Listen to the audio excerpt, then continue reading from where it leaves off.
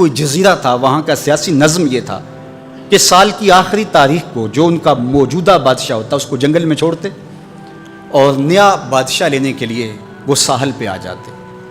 جو پہلا شخص ساحل پہ اترتا اس کو اپنا حکمران مان لیتے، جو بھی حکمران بن جاتا وہ خوش ہو جاتا، حالانکہ اس کو بتا دیتے کہ ایک سال کے لیے تجھے منتخب کیا ہے، سال کی آخری تاریخ کو تخت سے اٹھائیں گے، باندھیں گے، جکڑیں گے، اور اسی جزیرے کے دوسرے کنارے ایک جنگل ہے جہاں خاردار جھاڑیاں اور موذی جانور ہیں، وہاں تجھے پھینک دیں گے۔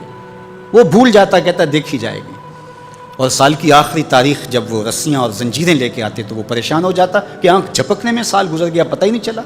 پھر روتا ہوا چیختا ہوا اس جنگل میں جاتا اور لوگ اس کو چھوڑ کے آ جاتے اور درندوں کا رزق بن جاتا، اور جو بھی آتا اس نے کبھی انکار نہیں کیا تھا۔ پہلی بار ایسا ہوا کہ جس شخص کو انہوں نے ہار ڈالے، گارڈ آف آنر دیا، تعظیم تکریم دی، سیلوٹ کیا، اس نے کہا یہ سب کیا ہے؟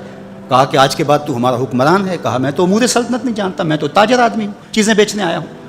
کہا کہ ہمارا اصول یہی ہے کہ سال کی پہلی تاریخ کو پہلا شخص جو جزیرے پہ قدم رکھتا ہے وہ ہمارا حکمران ہوتا ہے۔ اس نے کہا میں تو امور سلطنت کو نہیں جانتا، تو یہ کس طرح ذمہ داری قبول کر سکتا ہوں؟ انہوں نے کہا کہ تمہیں کرنا ہوگی، اس کے علاوہ کوئی راستہ نہیں ہے، ہمارا یہ قانون ہے، ضابطہ ہے، اور یہ بھی بتا دیں کہ سال کی آخری تاریخ کو تجھے اسی جنگل کے دوسرے کنارے چھوڑائیں گے جہاں موذی جانوروں کا رین بسیرا ہے۔ تو اس نے کہا اگر انجام اتنا دردناک اور خطرناک ہے پھر تو میں بالکل جانے کے لیے تیار نہیں ہوں۔ تو انہوں نے کہا تو چاہے نہ چاہے باندھ کے بھی تخت پہ بٹھانا پڑا تمہیں بٹھائیں گے۔ اس نے کہا اچھا مجھے یہ بتاؤ کہ سال بعد میری بات مانو گے یا نہیں؟ انہوں نے کہا کہ ہاں، قانون میں تو ترمیم نہیں کر پائے گا، لیکن یہ ہوگا کہ تیرے انتظامی حکم ہم ماننے پہ مجبور ہوں گے۔ اس نے کہا ٹھیک ہے، میں تمہارا حکمران بننے کے لیے تیار ہوں۔ رومی بولتے ہیں کہ جب بھی کوئی شخص تخت نشین ہوتا تو وہ بھول جاتا کہ میرے 7 سال کی آخری تاریخ میں کیا ہونے والا ہے، وہ عیش و عشرت کرتا اور یوں وقت گزارتا، سال کی آخری تاریخ آنکھ جھپکنے میں آ جاتی۔ لیکن یہ پہلا شخص تھا، تخت نشین ہوتے اس نے پہلا حکم نامہ جاری یہ کیا کہ کمانڈوز بلائے جائیں۔ بلائے گئے، کہا اس جنگل میں چلے جاؤ جہاں تم بادشاہوں کو پھینک کے آتے ہو اور وہاں کے موذی جانور کاٹ ڈالو۔ پھر بلدیہ کے ملازمین بلائے، کہا جاؤ جا کے وہاں کی جھاڑیاں کاٹو۔ پھر معمار بلائے، کہا جا کے وہاں محل تیار کرو۔ کچھ لوگوں کو بلایا، کہا جا کے وہاں پھول لگاؤ، پھلدار درخت لگاؤ، سایہ دار شجر لگاؤ۔ پوری حکومتی مشینری اس جنگل کو کٹوانے، وہاں کے موذی جانور قتل کروانے اور وہاں خوبصورت محل بنوانے، کنویں کھدوانے اور پھلدار درخت لگوانے میں صرف کر دی۔ اب سال کی آخری تاریخ کو جب وہ زنجیریں لے کر آئے تو اس نے کہا کہ مجھے کیوں جکڑتے ہو، میں خود جانے کے لیے تیار ہوں، اس لیے کہ یہ اس تخت پہ آرام سے نہ بیٹھا، یہاں بیٹھ کے تیاری وہاں کی کرتا رہا جہاں اس نے جانا تھا۔ کافر اور فاسق دنیا کے تخت پہ عیش کرتا ہے، بھول جاتا ہے کہ میں نے کہاں جانا ہے، اور صالح مومن اس تخت پہ آرام سے نہیں بیٹھتا، جہاں جانا ہے اس کے لیے تیاری کرتا رہتا ہے۔ اور جب جنازہ اٹھتا ہے تو وہ کہتا ہے اجلوا بی ولا تؤخروا بی، دیر نہ کرو مجھے جلدی لے جاؤ، میرا تو وہاں انتظار ہو رہا ہے۔ اور پھر جب وہ وہاں پہنچتا ہے تو القبر روضۃ من ریاض الجنہ، وہ جنت کے باغوں میں سے باغ بن چکی ہوتی ہے، وہ سارے تھور، ساری جھاڑیاں، ساری آگ اور وہاں کے سارے بھڑکتے ہوئے شعلے بجھا چکا ہوتا ہے اپنے اعمال کے لشکر بھیج کے۔ ہم نے دیکھنا ہے کہ ہم یہاں آخرت کے لیے کچھ بھیج رہے ہیں کہ یہی سب کچھ لٹا رہے ہیں۔ دنیا کے مختلف ممالک میں جانا ہوتا ہے، تو ایک دفعہ میں اٹلی گیا تو وہاں ایک شہر میں مجھے کچھ دوست لے گئے، تو وہ چھوٹا سا گھر تھا، تو 20 سے 30 لوگ وہاں رہ رہے تھے۔ تو میں بڑا حیرت زدہ ہوا، تو میں نے کہا کہ آپ یہاں تنگ سی جگہ پہ 20-25 لوگ رہ رہے ہیں تو اتنی مشکل میں کیوں رہ رہے ہیں؟ تو کوئی بڑا سا گھر خرید لیں، آسودہ رہیں۔ تو انہوں نے کہا کہ جناب آپ ہمارے علاقے میں جا کے دیکھیں، 5-5 کنال کے گھر ہم نے وہاں شروع کیے ہیں۔ ہم یہاں کمائی کرنے آئے ہیں، عیش کرنا تھوڑے آئے ہیں، ہم تو چند سالوں کے لیے یہ آئے ہیں، اس لیے ہم یہاں سے کماتے ہیں، بھیجتے وہاں ہیں جہاں ہم نے ہمیشہ جا کے رہنا ہے۔ میں نے کہا یہی تو میں سمجھانے آیا ہوں، جہاں جتنا رہنا ہے وہاں کا انتظام بھی اس حساب سے کرو۔ حضور نے فرمایا کن فی الدنیا کانک غریب او عابر السبیل، دنیا میں ایسے رہو جس طرح مسافر اجنبی رہتا ہے، دنیا پر جینا لگا کے بیٹھ جاؤ، چند دن کے لیے آئے ہو، یہ آخرت کی کھیتی ہے، دار العمل ہے، وہ آخر دار الجزا ہے۔ تو قبل اس سے کہ وہ وقت آئے ہاتھ ملتے رہ جائیں، توبہ کا در کھلا ہے، سورج ابھی مغرب سے طلوع نہیں ہوا، اللہ کی رحمتیں برس رہی ہیں، اٹھے ہوئے ہاتھ وہ موڑتا نہیں، خالی نہیں پھیرتا، تو اس کی دہلیز، اس کا در، اس کی چوکھٹ نہ چھوڑنا، اور آج غور کرنا کہ ہم کھڑے کہاں ہیں۔ میرے حضور نے زندگی کا خوبصورت زاویہ ہمیں عطا فرمایا کہ اللہ کے نزدیک جو محبوب ترین اعمال ہیں ان میں سے ایک عمل یہ ہے کسی مومن کے دل میں خوشی داخل کر دینا۔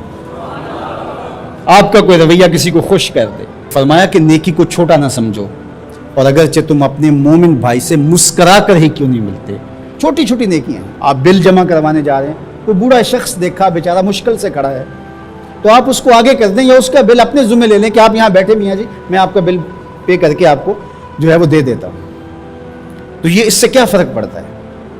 تو ہم نے ایک مائنڈ سیٹ رکھا ہے کہ یہ نہیں کہ اتنے نفل پڑھیں گے تو اتنا ثواب ہوگا، اس میں کوئی بات نہیں۔ دیگ تقسیم کریں گے تو اتنا ثواب ہوگا، اس میں کوئی حرج نہیں، ثواب ہوگا، بہت بڑی نیکی ہے۔ گرمی کی شدت ہے تو آپ پانی پیش کر دیں، سردی کی شدت ہے تو افضل پانی نہیں ہوگا، چائے پیش کرنا ہوگی، گرم چیز پیش کرنا، سوپ پیش کرنا زیادہ افضل ہو جائے گا۔ اب گرمی میں ٹھنڈا پانی، یخ بستہ پانی ہو یا آئس کریم آپ گرمی میں کسی آنے والے شخص کو کھلاتے ہیں تو وہ خوش بھی ہوگا، آپ کو ثواب بھی ملے گا، پانی کا ثواب ہے۔ لیکن سردیوں میں ٹھٹرتا ہوا آئے اور آپ برف والا پانی اس کو پیش کریں تو کام تو وہی کیا جو گرمی نے کیا تھا، لیکن اب اس کا ثواب نہیں ہوگا کیونکہ اس کو خوشی نہیں ہوگی اور فائدہ نہیں ہوگا۔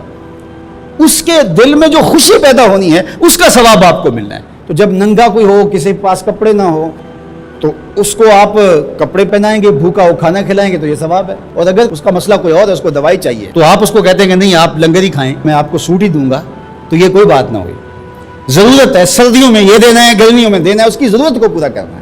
آج کل آپ گزر رہے ہیں ایک پلاٹ کے اندر، آپ نے دیکھا کہ اجڑیاں پڑی ہوئی ہیں، انتڑیاں پڑی ہوئی ہیں، تعفن پھیل رہا ہے اور لوگ پریشان ہو رہے ہیں، ہمسائے بھی پریشان ہو رہے ہیں۔ ان کے ہاں شعور کی کمی ہے، یا ان کے پاس رقم نہیں ہے، یا کسی وجہ سے وہ اٹھانے سے قاصر ہیں کہ وہ اٹھائے ایک دوسرے پہ ڈال رہے ہیں۔ تو آپ نے وہاں کھڑے ہو کر کوسنے دیے، محلے والوں کو برا کہا، ایک تو آپ کا یہ کام تھا، یہ آپ نے کیا اور یہ سارے کر رہے ہیں۔ لیکن اگر آپ نے وہاں کسی ٹرالی والے کو روکا اور کہا کہ یہ اٹھاؤ کتنے پیسے لوگے، اس نے کہا میں 2000 روپے لوں گا، تو آپ نے 2000 جیب سے نکال کر اس کو دیا اور کہا کہ یہ اٹھا کے کہیں پھینک دو، میں آدھے گھنٹے کے بعد دیکھ لیتا ہوں۔ تو وہ اٹھا کے کہیں پھینک آیا، آپ نے چاولوں کی دیگ پکا کر بانٹی نہیں ہے، آپ سمجھیں شاید وہی نیکی ہے۔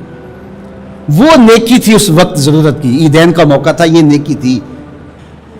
تو یہ چھوٹے چھوٹے بظاہر کام ہوتے ہیں جس سے لوگوں کو فائدہ ہو، اللہ کی مخلوق کو فائدہ پہنچے، لوگوں کو راحت پہنچے۔ میرا ایک ملنے والا دوست ہے، تو وہ ٹرین پہ جا رہا تھا، پشاوری چپل اس نے پہنی ہوئی تھی، تو وہ دروازے میں کھڑا تھا، تو اچانک وہ ڈھیلی ہوئی تو اس کی چپل گر گئی، تو اس نے جلدی جلدی دوسرا جوتا اتار کر کے پھینک دیا۔ اس نے کہا کہ یہ میرے کام تو نہیں آئے گا اور وہ جو اٹھائے گا اس کے کام بھی نہیں آئے گا۔ تو کم از کم یہ جذبہ تھا جس نے فوری فیصلہ کیا، یہ جذبہ تھا کسی کے کام آنا چاہیے، تو اس نے جلدی سے دوسرا جو وہ پیش کر دیا۔ قیامت کے دن ایک شخص کا نامہ اعمال تلے گا تو ایک ہی نیکی کم ہوگی، اگر ایک نیکی مل جاتی ہے تو پلڑا نیکیوں والا بھاری ہوگا، فرمایا جائے گا جاؤ کوئی دوسری نیکی لے آؤ۔ اب جس سے مانگے گا وہ کہے گا میں کیوں دوں، میں تو خود پھنسا ہوا ہوں۔